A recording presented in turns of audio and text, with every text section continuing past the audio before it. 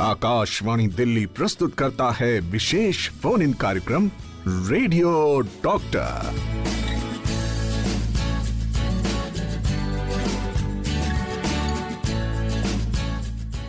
Musical yours Akashvani का FM rainbow yes शुरू हो चुका है आपका अपना शो रेडियो डॉक्टर। आप सबको हम सबको इंतजार रहता है किसी नई बीमारी के बारे में जानने समझने का मौका मिलता है। और आज ब्रेन ट्यूमर्स पर बात कर रहे हैं और ब्रेन ट्यूमर मेरे लिए भी काफ़ी कुछ मतलब जानने का विषय है, क्योंकि काफ़ी कुछ मैंने भी सुना है। बस इसके बारे में डिटेल में मुझे भी जानना है कि आखिर ये होता क्या है और इसमें क्या क्या चीज़ें हैं जो सावधानियां बरतनी चाहिए, क्या क्या लक्षण हैं जो दिखते हैं और होता बहुत खतरनाक है, ये इतना मुझे पता है। और कोई भी चीज़ खतरनाक है तो उसे डील करना हम सबको आना चाहिए, पहले से अलर्ट रहना चाहिए, अपने आसपास के लोगों को स्वस्थ देखना हम सबकी इच्छा होती है ना। तो चलिए आज हम ब्रेन ट्यूमर्स पर बात करते हैं और मैं तो बिल्कुल ही इसके बारे में बात करने लायक बताने लायक नहीं हूँ, और ये बताने लायक हूँ कि मैं आपके साथ हूँ बबीता त्रिपाठी और हमारे साथ हैं एक्सपर्ट डॉक्टर सोहित गोगिया, जो कि हैं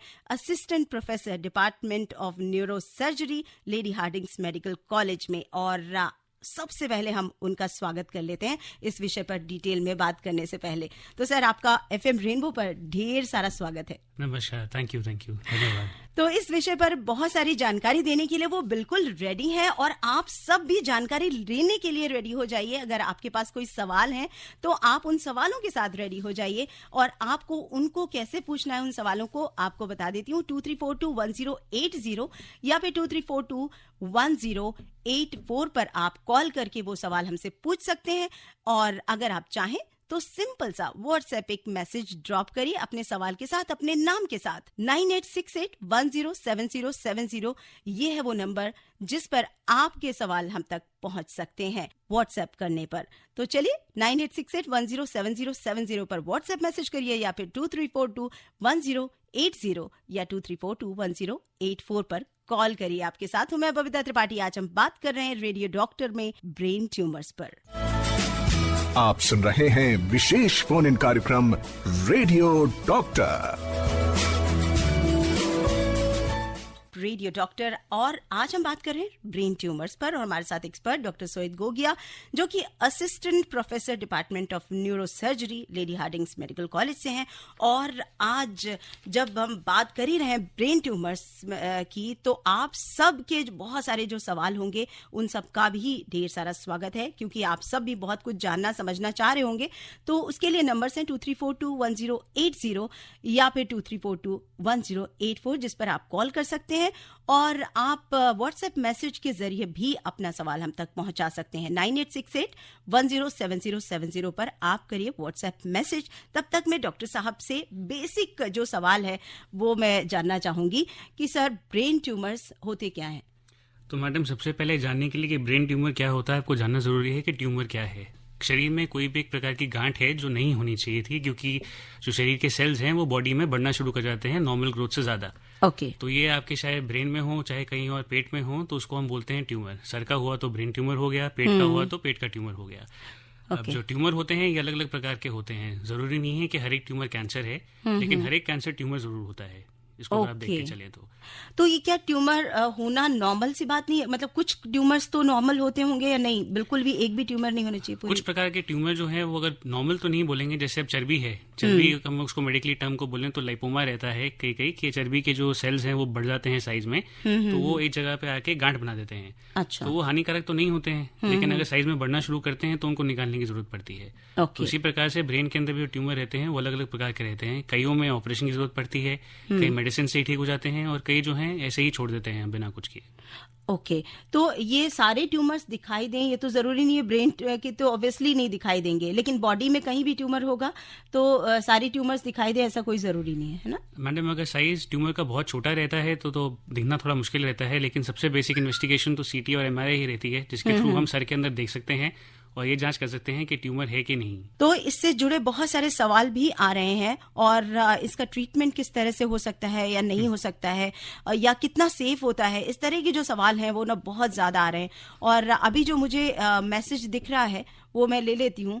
सर में दर्द तो आम बात है, पर कहते हैं ब्रेन ट्यूमर की वजह से भी दर्द होता है और आंखों से भी धुंधलापन होता है, इससे कैसे बचें? ये लिख रहे हैं मोनू सेठ, खालिसपुर ऊंच गांव अमेठी से। तो बिल्कुल सही कहा आपने कि अगर ब्रेन में अगर ट्यूमर रहता है तो सरदर्द तो रहता है, लेकिन अब सरदर्द किस कारण हो रहा है ये जानना मुश्किल है। तो आज से कल मैं 50 साल या 20 साल पहले बात करूं तो उस समय MRI करना, CT स्कैन करना थोड़ा दिक्कत का काम था, क्योंकि कुछ जगहों पे अवेलेबल था वो। लेकिन आजकल हर एक चौराहे पे आपको MRI CT स्कैन की मशीन मिल जाती है। तो डॉक्टर से दिखा के सलाह करके कि ये सर में दर्द जो है ये आपको लग रहा है ट्यूमर की वजह से हो रहा है कि नहीं हो रहा है, एक स्कैन करना तो जरूरी बनता है। क्योंकि कुछ सर दर्द हैं जो जिसको बोलते हैं माइग्रेन टाइप की चीजें रहती हैं। सर कैसे पता चले कि इसमें चेक करने की जरूरत है, ये नॉर्मल दर्द नहीं है, कैसे पता चलेगा? तो कुछ लक्षण होते हैं सर के दर्द। मान लीजिएगा आपको सर दर्द पिछले 1 साल से चलते आ रहा है, लेकिन वो सर दर्द अपनी इंटेंसिटी में ज्यादा बढ़ गया है, जितना होना था उससे ज्यादा बढ़ना शुरू हो गया है। साथ में आंख में धुंधलापन दिखाना शुरू हो गया है, चलने में दिक्कत होनी शुरू हो गई है कि बैलेंस खराब हो रहा है, उल्टियां बहुत ज्यादा आ रही हैं, कई लोगों को मिर्गी आनी शुरू हो जाती है, फिट्स जिसको हम बोलते हैं। तो ये सब लक्षण है। हाथ पाँव में लकवाग्रस्त होना शुरू हो रहे हैं सर दर्द के साथ साथ। तो ये सब लक्षण है जिसमें आपको ये ट्यूमर पाया जा सकता है। बेहोशी भी हो सकती है? बेहोशी वही जिसको बोलते हैं कि मिर्गी आना होता है एक तरीके का। तो ये कितना टाइम लेता है? ऐसा है कि एकदम से ट्यूमर हुआ और उसके लक्षण ऐसे ही दिखने शुरू हो जाएंगे सारी चीजें, या फिर छोटी छोटी चीजें, थोड़ी थोड़ी चीजें वो बढ़ती जाएंगी, ऐसा कुछ? तो ये फिर से डिपेंड करता है किस प्रकार का ट्यूमर है। जो एकदम हाई ग्रेड ट्यूमर जिसको हम कैंसर बोलते हैं, या अगर उसको मेडिकल टर्म में बोलें ग्लायोब्लास्टोमा अगर बोलते हैं, तो ये ट्यूमर आपको अचानक से ही मालूम पड़ता है। सर दर्द के साथ, उल्टी के साथ पेशेंट आएगा, ये तब पता चलेगा। लेकिन जो कई ट्यूमर हैं जो गांठ है, सिर्फ कैंसर नहीं है, वो कुछ सालों तक, 15-20 सालों तक कुछ नहीं करेंगी, वो आप ऐसे ही स्कैन कराने जाएंगे तो पता चलेगा कि सर में एक ट्यूमर पाया गया था। तो सवाल तो लगातार आ रहे हैं, जैसे कि अभी मनोहर लाल गांधी जी का चाणक्य चौक गाजियाबाद से मैसेज आया है कि उन्होंने लिखा है कि ब्रेन ट्यूमर कितने प्रकार के होते हैं और ज्यादा खतरनाक कौन सा ब्रेन ट्यूमर होता है? तो देखिए सर, ब्रेन ट्यूमर बहुत अलग अलग प्रकार के रहते हैं। जैसे मैंने बताया, कुछ ट्यूमर होते हैं जिसको हम बोलते हैं मेनिंजोमा, वो बिनाइन ट्यूमर कहते हैं, इंग्लिश में उसको बोला है बिनाइन, मतलब कि वो कैंसर नहीं होते हैं। लेकिन अगर आप जो खतरनाक ट्यूमर की बात कर रहे हैं देखा जाए तो इसको बोलते हैं ग्लायोब्लास्टोमा। तो grade 1, grade 2, grade 3, grade 4 tumour रहता है। इसमें ग्रेड 4 ट्यूमर जिसको हम ग्लायोब्लास्टोमा बोलते हैं वो सबसे खतरनाक ट्यूमर रहता है। ओके। तो अभी एक मैसेज मुझे और दिख रहा था कि इसमें क्या अरुण तिवारी का मैसेज है कि माइग्रेन क्या ट्यूमर बन सकता है, मतलब ब्रेन ट्यूमर का कॉज हो सकता है, ऐसा कुछ इन्होंने लिखा है। तो अरुण जी, माइग्रेन बेसिक अगर देखा जाए तो सिंपल शब्दों में माइग्रेन का मतलब है सर में दर्द होना जो आपको बार बार रहता है।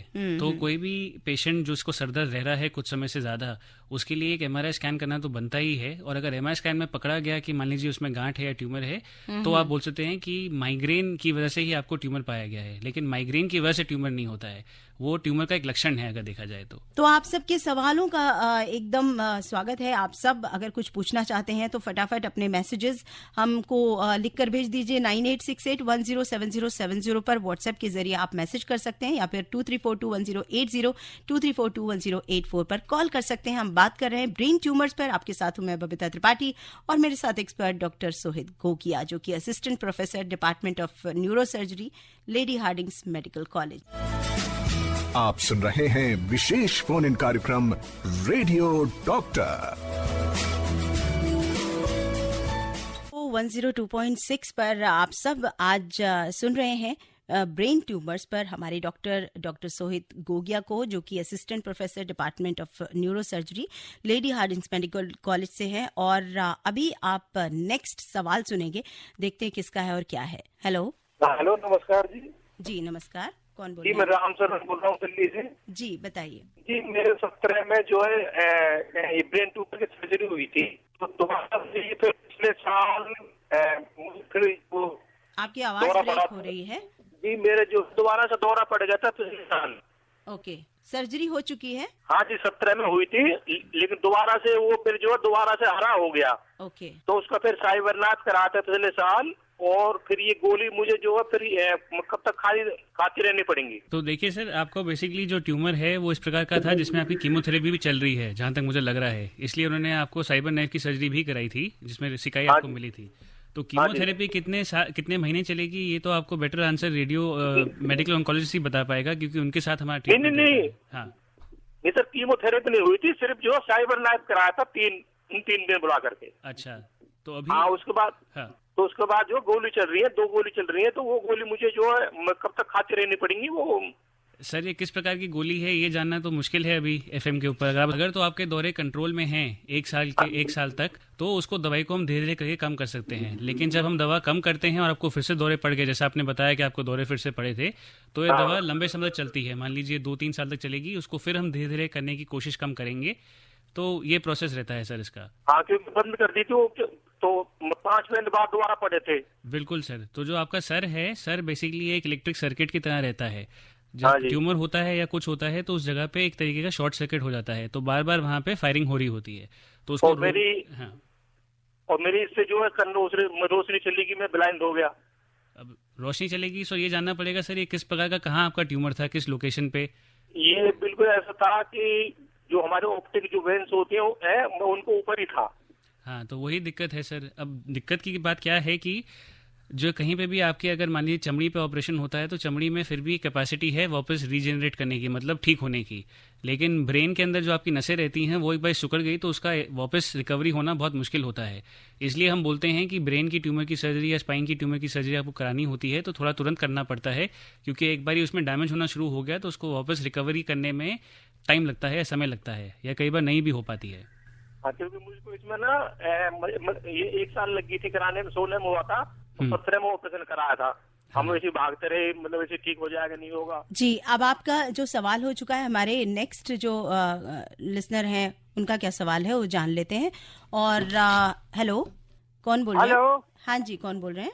मैं लहरपुर से एजाज अहमद एजाज लहरपुरी बोल रहा हूँ। जी बताइए, आपका सवाल क्या है? डॉक्टर साहब से मेरा सवाल ये कि मैं पिछले हफ्ते बाथरूम में पैर फिसलने की वजह से गिर गया, तो पिछले हिस्से में सर के चोट आई, खून भी निकला, ड्रेसिंग हुई और दर्द वगैरह ज्यादा था, मगर इंजेक्शन लगने के बाद फायदा हुआ, अब आराम है।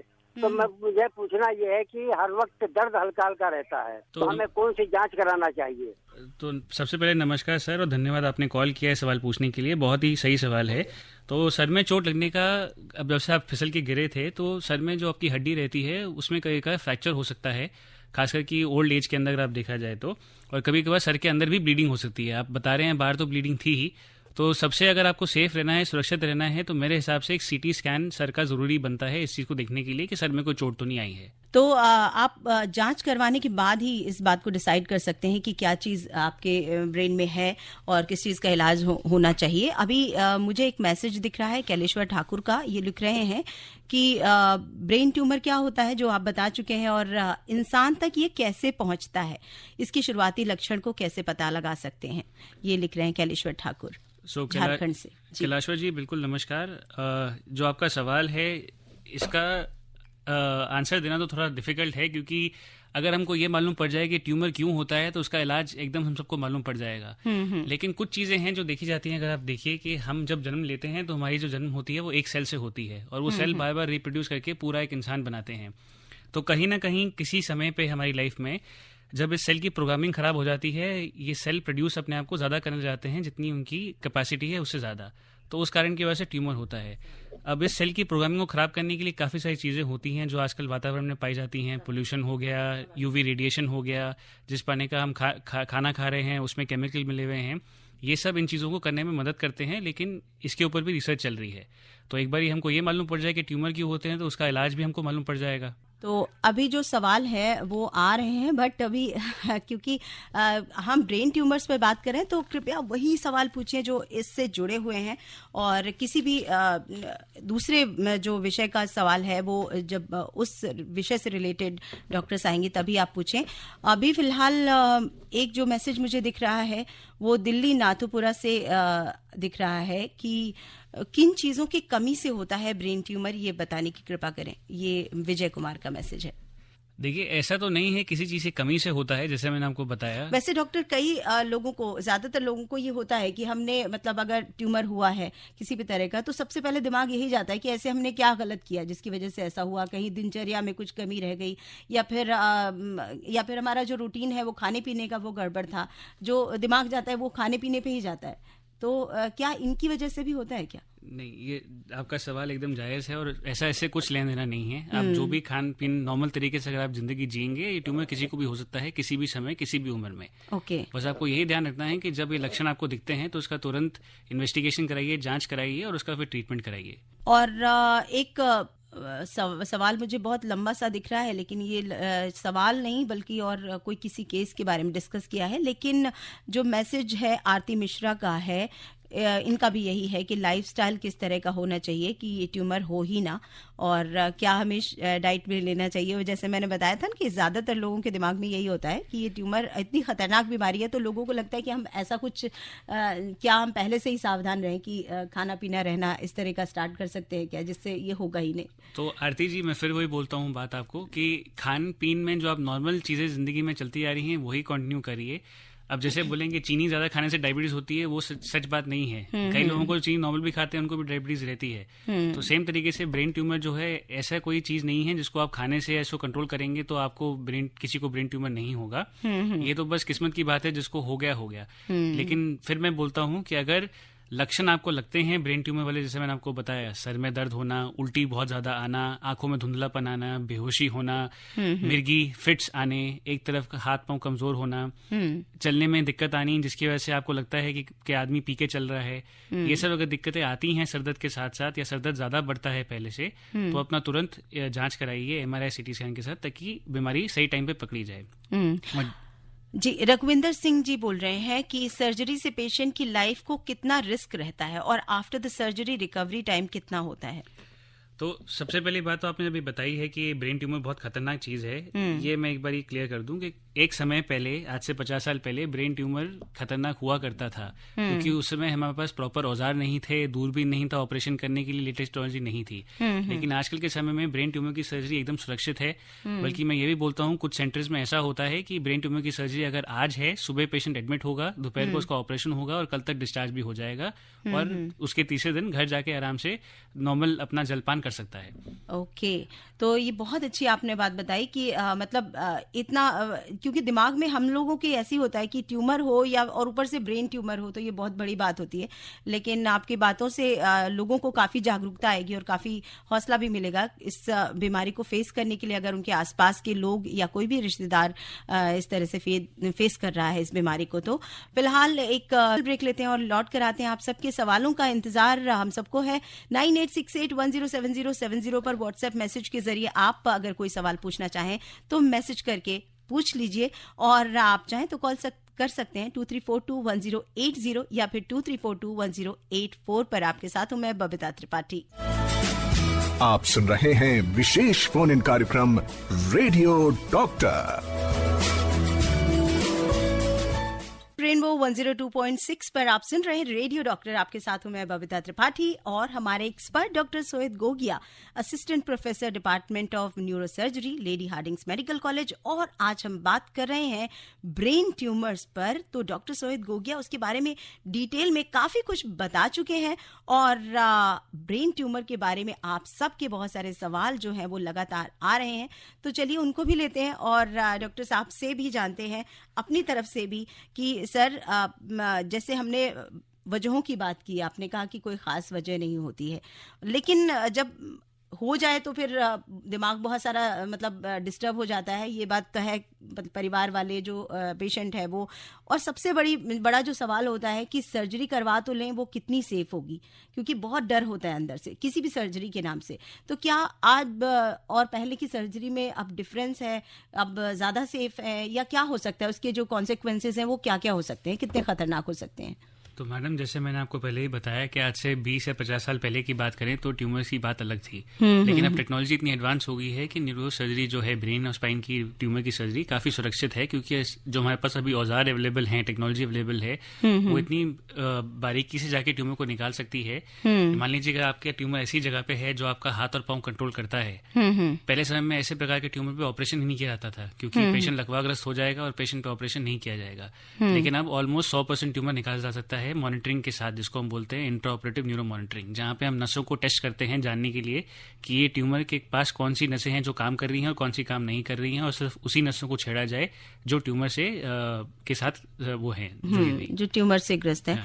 तो मतलब अभी कह सकते हैं कि ये सेफ है, ऐसा कुछ नहीं है? बिल्कुल सेफ तो है, लेकिन आपको समझना है कि कोई भी दुनिया में किसी प्रकार की सर्जरी में कॉम्प्लिकेशंस तो होती हैं, चाहे वो हर्निया की सर्जरी कराएं, चाहे वो हाइड्रोसिल की सर्जरी कराएं या ब्रेन ट्यूमर की सर्जरी कराएं, रिस्क तो रहता है, लेकिन पहले से रिस्क काफी कम हो गया है। तो ऐसा ही एक सवाल मेरे पास आया हुआ है और ये मैसेज आया है।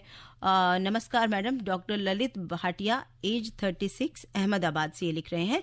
मेरे पापा की डेथ इसी ट्यूमर की वजह से 1967 में हुई थी, पर जैसा अभी बताया कि बहुत आसान हो गया है आपने, तो मेरी बच्ची की सास की डेथ कीमो की वजह से हुई। क्या ये वंश फॉरवर्ड होता है? एडवाइस करते हैं। तो ये सवाल आपने बहुत अच्छा पूछा और मैं ये क्लियर करना चाहता हूँ कि ये जो ब्रेन ट्यूमर रहते हैं या ना तो ये छूने से फैलते हैं। पहली बात तो कई लोगों को ये रहता है डर कि इसको ब्रेन ट्यूमर हो गया है, कहीं मुझे भी ना फैल जाए। कुछ प्रकार के ट्यूमर होते हैं जो जेनेटिकली प्रीडिस्पोज होते हैं, इसको बोला जाए कि एक वंश से दूसरे वंश में जाते हैं, लेकिन कैंसर वाली बीमारियां नहीं जाती हैं नॉर्मली। इसकी भी जेनेटिक टेस्टिंग रहती है। कुछ प्रकार की गांठें होती हैं, कैंसर नहीं, गांठें जैसा मैंने बताया, ट्यूमर होते हैं जो एक पीढ़ी से दूसरी पीढ़ी में जा सकते हैं। उसका भी इलाज लेकिन है आजकल। ओके। तो अभी इलाज हो गया है और जैसा कि आपने बताया संभावना है कि अगर है तो पीढ़ी दर पीढ़ी ये चीज हो सकती है। एक प्रकार का ट्यूमर इस रहता है, सब प्रकार के ट्यूमर नहीं। जैसे मैंने बताया ब्रेन ट्यूमर में अलग अलग प्रकार के ट्यूमर रहते हैं। कुछ कैंसर हैं, कुछ गांठें हैं। गांठें भी अलग अलग प्रकार की रहती हैं। उन गांठों में से एक गांठ है जो पीढ़ी से पीढ़ी में फैलती है। ओके। तो सर ये जो गांठें हैं वो इतनी खतरनाक नहीं, उनको एज इट इज अगर छोड़ दिया जाए वो दवाइयों से सही हो सकती हैं, कैसे पता चलेगा? लेकिन तो ये गांठ डिपेंड करता है ब्रेन के किस हिस्से में है। जैसे आप जानते हैं दिमाग का अलग अलग हिस्सा अलग अलग बॉडी के सेंटर को कंट्रोल करता है। जो आपके ब्रेन का आगे का हिस्सा है वो आपके स्वभाव को कंट्रोल करता है। जो आपका लेफ्ट साइड का ब्रेन है वो आपके बात करने को कंट्रोल करता है और सुनने की शक्ति को कंट्रोल करता है। जो सर के पीछे का हिस्सा है वो आपका बैलेंस कंट्रोल करता है और आपकी आंखों की जो रोशनी है उसको कंट्रोल करता है। तो ये ट्यूमर जिस जगह पे पाया गया है और कितना उसको प्रेस कर रहा है या कितना उस पर दबाव डाल रहा है, प्रेशर डाल रहा है, उसके अनुसार हम देख सकते हैं कि इसको हमने मेडिकली मैनेज करना है या इसमें ऑपरेशन करना है या कुछ करने की जरूरत नहीं है। ओके। हेलो, ये जा चुके हैं, लेकिन इनका जो सवाल है अब इनका मुझे लगता है कॉल ड्रॉप हो गई है। तो लेकिन सवाल इनका ये बहुत अहम लगा कि इन्होंने कहा कि क्या ब्लड प्रेशर की वजह से भी दिमाग में कुछ प्रॉब्लम हो सकती है या इस तरह की गांठों की संभावना है क्या? तो गांठों की संभावना तो नहीं है, लेकिन ब्लड प्रेशर से क्या रहता है कि हमारे दिमाग के अंदर ऑटोमेटिक एक कंट्रोल रहता है सर में कितना प्रेशर होना चाहिए। जब पेशेंट को ब्लड प्रेशर की बीमारी होती है जिसको हम बोलते हैं हाई बीपी, उसकी वजह से सर के अंदर ब्लीडिंग होने की संभावना रहती है अगर वो कंट्रोल में ना हो। तो इसलिए अगर आपको बीपी की समस्या है तो जिसको हम बोलते हैं स्ट्रोक होना, स्ट्रोक भी दो प्रकार के रहते हैं। एक होता है स्ट्रोक जिसमें खून काफ़ी ब्रेन में नहीं जा पा रहा है और एक होता है जिसमें खून ज़्यादा चले गया है, तो इसको हम बोलते हैं हेमरेजिक स्ट्रोक। तो अगर इस प्रकार का स्ट्रोक होता है तो उसमें फिर हमको मेडिकली उसको मैनेज करना पड़ता है, ऑपरेशन करके वो खून को निकालना पड़ सकता है। जी, तो एक सवाल और एक लिस्टर हमसे पूछ रहे हैं, जानते हैं। हेलो डॉक्टर साहब नमस्कार। नमस्कार। नमस्कार। विषय के चयन करता शालिनी मित्तल जी को भी बहुत बहुत नमस्कार। बहुत अहम टॉपिक लाए हैं। मैं धर्मवीर गांधीनगर दिल्ली से बोल रहा हूँ। डॉक्टर साहब आजकल हमारे बच्चे फुटबॉल खेलते हैं और भी खेल प्लेयर खेलते हैं, वो फुटबॉल गेम में हेड जोर मारते हैं। हेड मारते मारते, क्योंकि डेली का खेल है, प्रैक्टिस है, तो उससे क्या ट्यूमर बनने के चांसेस क्या बनते हैं? क्या उससे चोटें लगती है दिमाग में कि कहीं कोई ट्यूमर का रूप ले ले, ऐसी कुछ संभावना होती है? इसके बारे में थोड़ा जानकारी देंगे डॉक्टर साहब? नमस्कार धर्मवीर जी। पहले तो आपको मैं बता दूं, अगर फुटबॉल खेलते हुए और सर से करते हुए, गेंद से हम खेलते हुए अगर यही बीमारी आ जाती तो आजकल सारे फुटबॉलर्स को ब्रेन ट्यूमर हुआ होता, वो सब हमारे पेशेंट होते। तो सर पे बिल्कुल ये बात आपकी जायज़ है कि सर पे बार बार चोट लग रही है क्योंकि हम वो फुटबॉल खेल रहे हैं और सर से गेंद को मार रहे हैं। तो सबसे ज़्यादा रिस्क बस यही रहता है कि कभी कभार अगर फुटबॉल बहुत ज़ोर से आए तो ब्रेन के अंदर ब्लीडिंग हो सकती है, बस इसका ध्यान रखना पड़ता है, लेकिन इसकी वजह से ट्यूमर नहीं होता है सर। हेलो। हेलो। हाँ जी, आपका सवाल बताइए। नमस्कार मैम, डॉक्टर साहब को भी नमस्कार। नमस्कार जी एस चट्टा बोल रहा हूँ, नई दिल्ली से। जी चट्टा साहब। हाँ डॉक्टर साहब, आपने काफी डिटेल में बता दिया। सर्जरी से ठीक हो जाता है, दवाइयों से भी हो जाता है। क्या इसकी पॉसिबिलिटी रहती है कि जहाँ पहले हुआ था वहाँ दोबारा हो जाए? तो उसके लिए क्या प्रिकॉशंस करने चाहिए? तो सर ये बिल्कुल डिपेंड करता है कि किस प्रकार का ट्यूमर है, जैसे मैंने आपको बताया, और कितना हम ट्यूमर निकाल सकते हैं सुरक्षित तरीके से।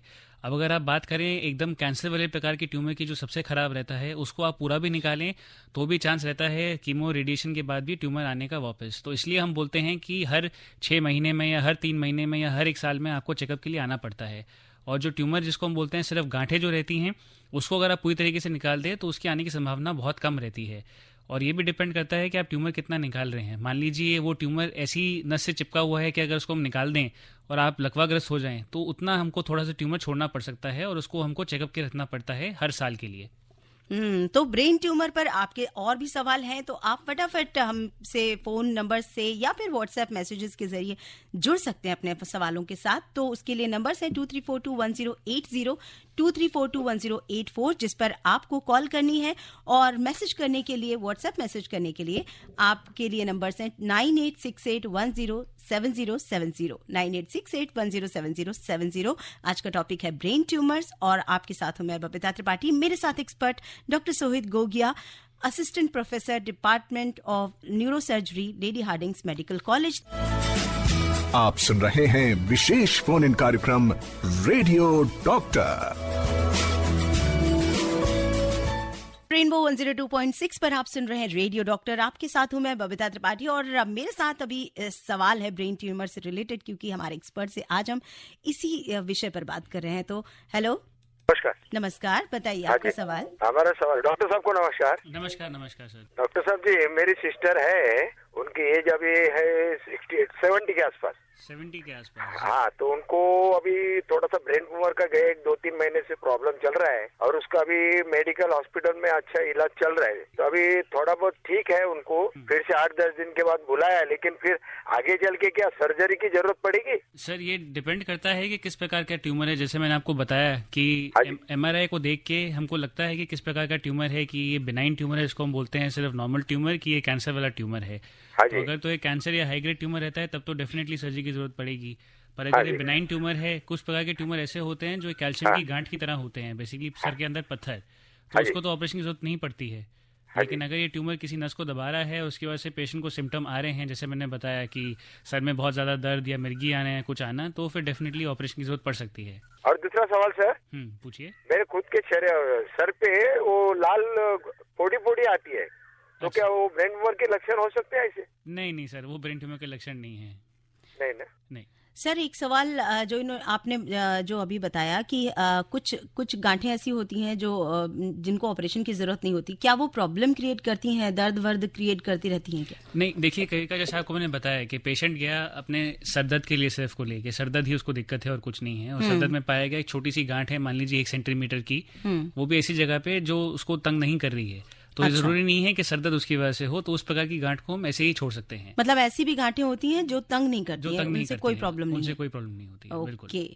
मेरा नाम मनोज त्रिपाठी, 70 वर्ष उम्र, मेरा ऑपरेशन ब्रेन ट्यूमर ये हुआ था, और इन्होंने बताया था कि साल भर पहले हुए सब हुआ था, और रेडियोथेरेपी और कीमोथेरेपी हुआ था। अब चलने में इनको प्रॉब्लम आ रही है, क्या करना चाहिए?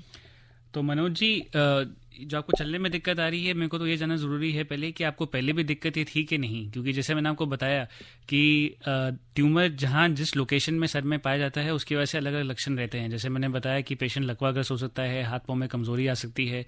तो अगर ट्यूमर आपकी उस जगह पे था जहां पे आपके पाँव की कंट्रोल होता है, तो वो ऑपरेशन के बाद भी थोड़ा टाइम लगेगा उसको रिकवर होने में।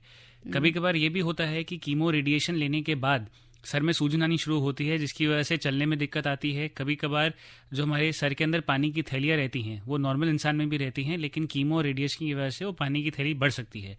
अगर वो बढ़ती है तो उसकी वजह से भी चलने में दिक्कत आती है। तो अपने डॉक्टर के पास जाइए, शायद वो आपको एक और स्कैन करने को बोलें, देखने के लिए ये सब दिक्कतें तो नहीं आ रही हैं सर के अंदर। ओके, एक सवाल है रणजीत सिंह का, जो 25 साल के हैं। इन्होंने लिखा है कि 2 साल से पूरी स्पाइन में दर्द रहता है, स्लिप डिस्क की वजह से चलने बैठने में लेटने में असमर्थ हूं, और आर्थोपेडिक मरीज हूं, और 2 साल से बेड पर रेस्ट कर रहा हूं। स्पाइन में दर्द से क्या ट्यूमर की संभावना तो नहीं है? पैर में शिकंजा लगा हुआ है, MRI नहीं हो रही, इलाज चल रहा है, बावजूद इसके इन्होंने कहा कि तो ऐसे में क्या इन्होंने पूछा है कि ट्यूमर की संभावना तो नहीं है? तो रंजित जी, कुछ प्रकार के ट्यूमर ऐसे रहते हैं जो हमारी रीढ़ की हड्डी में रहते हैं, जिसकी वजह से हमारी कमर में दर्द आ सकता है, और पाँव की जो नसें हैं वो भी सूख सकती हैं। लेकिन इसको जानने के लिए 100% हमको या तो CT स्कैन करना पड़ेगा या MRI स्कैन करना पड़ेगा। आजकल के जो MRI टेक्नोलॉजी है वो ऐसी हो गई है कि अगर आपके पाँव में स्क्रू या प्लेट भी लगे हों तो भी आपका MRI हो जाएगा। तो मेरी राय तो यही है कि आप MRI कराइए, उसके बाद ही हम बता पाएंगे कि ये कहाँ पे बीमारी आपको है, और क्यों बीमारी है भी नहीं, और किस प्रकार की बीमारी है। What are common misconceptions about brain tumors that you encounter among patients or the general public? ये लिखा है एलन दिल्ली से लिख रहे हैं। इनके 2-3 और सवाल हैं, लेकिन ये पहला सवाल है। तो एलन जी, आपका जो सवाल है कि common type of brain tumours के क्या है, एक बार फिर से बताइएगा। इन्होंने लिखा मिसकंसेप्शंस क्या है ब्रेन ट्यूमर्स। मिसकंसेप्शन ये है कि ये ट्रीटेबल डिजीज नहीं है। जैसे मैंने आपको बताया कि हर एक प्रकार का ट्यूमर तो हम ट्रीट नहीं कर सकते हैं, लेकिन काफ़ी सारे ट्यूमर हम ट्रीट कर सकते हैं। जो हाई ग्रेड ट्यूमर रहता है, जिसको हम बोलते हैं ग्लायोब्लास्टोमा, उसका ट्रीटमेंट यही है कि जितना हो सके सर्जरी के समय हम ट्यूमर निकालें और उसको कीमो रेडिएशन थेरेपी दें। कुछ उन पेशेंट्स में से कुछ पेशेंट बचते हैं, कुछ पेशेंट नहीं बचते हैं। वो जैसा आपको मैंने बताया कि ट्यूमर की कितनी ट्यूमर फैला हुआ है उस समय उसके मालूम पड़ेगा। तो ये मिसकंसेप्शन बोलना कि हर एक ब्रेन ट्यूमर में पेशेंट नहीं बचता है, ये मिसकंसेप्शन है। डिपेंड करता है किस प्रकार का ट्यूमर है, किस लोकेशन में ट्यूमर है। दूसरी मिसकंसेप्शन ये भी है, जैसा मैंने आपको पहले बोल चुका हूँ, कि लोगों को डर रहता है सर्जरी देख के कि अगर हम पीठ का ऑपरेशन कराएंगे तो हम लकवाग्रस्त हो जाएंगे, अगर हम सर का ऑपरेशन कराएंगे तो पेशेंट तो चल ही बचेगा। ये सब चीज़ें नहीं है। जैसा बताया 50 साल पहले मैं ये बात मान के चलता, लेकिन आजकल की टेक्नोलॉजी के साथ में ये चीज़ें बिल्कुल भी अब नहीं है। सर, एक सवाल मेरा ये है कि जैसे ऑपरेशन हो गया तो उसके बाद क्या लाइफ नॉर्मल हो जाती है? कोई ऐसी तो चीजें नहीं है जिनका ध्यान रखना होता है? तो मैडम, जब हम ऑपरेशन करते हैं तो जब हम सिलाई करते हैं सर की, तो हमको बस 7 दिन तक ध्यान रखना पड़ता है कि वो जो आपकी जो जख्म है वो भर जाएं। उसके बाद पेशेंट नॉर्मल तरीके से जिंदगी जी सकता है, चलना फिरना, वापस काम पे ज्वाइन कर सकता है। कोई दिक्कत की बात नहीं आनी चाहिए। ओके। तो सर, जिस तरह से हमारे पास समय उतना तो अलाउ नहीं कर रहा है, लेकिन हाँ ये जरूर है कि एक आध दो सवाल और भी ले सकती हूँ। अभी मेरे पास एक मैसेज निशा का दिख रहा है। उन्होंने कहा कि उनकी बेटी की उंगली में छोटा सा सिस्ट था, उसको ऑपरेट कर दिया और उसके बाद ठीक भी हो गया था, लेकिन चोट लगने की वजह से दर्द होता है और इसको कैसे ठीक करें, ये इन्होंने कहा है। और इसी तरह से मतलब ये तो ब्रेन ट्यूमर की बात नहीं है, लेकिन हाँ अगर ब्रेन में भी अगर कोई ट्यूमर है उसको ऑपरेट कर दिया जाए तो क्या फिर से हो सकता है या दर्द बना रह सकता है क्या? तो वही मैंने जैसा बताया, डिपेंड करता है कि किस प्रकार का ट्यूमर है। हमारा पहला सबसे पहले प्रोसेस तो यही रहता है कि हम डायग्नोज करें कि किस प्रकार का ट्यूमर है। वो प्रोसेस करने के लिए हमको ट्यूमर निकालना पड़ता है और टेस्टिंग के लिए भेजना पड़ता है। कुछ ट्यूमर तो हमको पता चल जाते हैं एमआरआई के साथ में ही कि ये कैंसर वाला ट्यूमर है कि नॉर्मल ट्यूमर है।